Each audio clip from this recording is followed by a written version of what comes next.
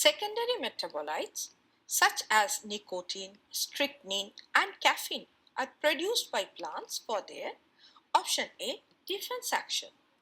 Now secondary metabolites like nicotine, strychnine and caffeine are primarily produced by plants definitely as a means against herbivores and pathogens, that is defense action, and these compounds can be toxic, repellent or deterrent to animals and insects, thus helping them to protect from being eaten or being infected. Hence it is the correct option. Option B, effect on reproduction. Now, while some secondary metabolites can influence reproductive processes, such as attracting pollinators or even deterring herbivores, that may harm the reproductive structures, but the primary purpose of these compounds is not related to reproduction. Hence, it is incorrect. Option C, nutritive value.